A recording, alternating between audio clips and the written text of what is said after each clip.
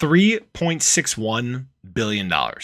That's a pretty big number. That's a pretty large sum of money. And that is what has been lost this year from failed crypto companies. Now, 2022 has obviously been a rough year for crypto, right? We are in the depths of the bear market cycle, happens every 4 years, and we are well into that at this point. So this year, there's 96 cryptocurrency projects that were declared dead, and 28 of these received funding. And that amounted to that $3.61 billion. Now, you've probably heard of most of these, but I want a quick run through them. Obviously, FTX, the most recent collapse, had accumulated $1.73 billion in funding. Celsius, $788 million in funding. BlockFi, $499 million. And lastly, Voyager, $135 million. Now, there are obviously ones outside this that have received funding as well.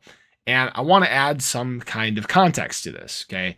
These things do happen. The 2022 bear market cycle has been a good one for a reason. It has really filtered out the bad actors, the unsustainable business models, things like that. It's really cleaning up the crypto space for the future. Now, obviously, losing $3.61 billion is a big deal, right? That's a lot of money. But some context to that is, if we look at the number of startups every single year, okay, actually new record startups in the US in 2021, okay, 2022 numbers haven't been released yet, but 5.4 million new startups last year, 2021. Of new startups, about 1 in 5 of them will fail in the first year. Okay, so about a million of them, about a million of that 5.4 million will fail in year one. If you look at those 1 million businesses that have failed, if they lost $3,000, right? $3,000, that's it. That equates to $3 billion. So the scale at which, it is in crypto versus the real, the regular world, regular retail world, regular startups, right?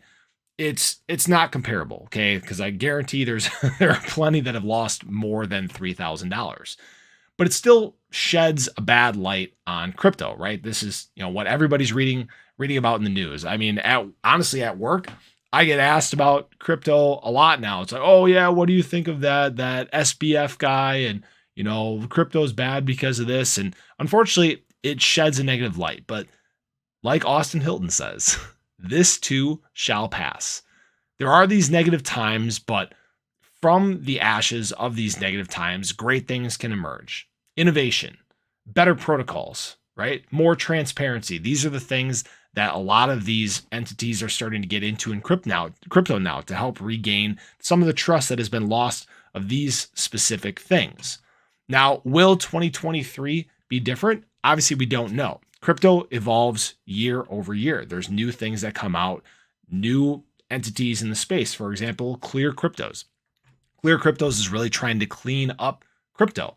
And it's coming at a great time, right? We see these big negative things that are happening, and there needs to be someone to help make the space better, more transparent, easier, to make adoption easier. Okay, that's what ClearCryptos is providing. Now, this wasn't supposed to get into a video talking about ClearCryptos, but this is needed in the space now more than ever, especially as we move into a time where people want more safety and security in these sorts of things. But that's all I got for you guys in this one. Appreciate you guys stopping in, checking out the video. If you haven't already, do show your support for the ClearCryptos channel. Hit that subscribe button, hit that little bell. Again, that way you can stay updated anytime there's new content live here on the channel. Hope you guys have a great day, and we really hope to catch you in the next one. Take care.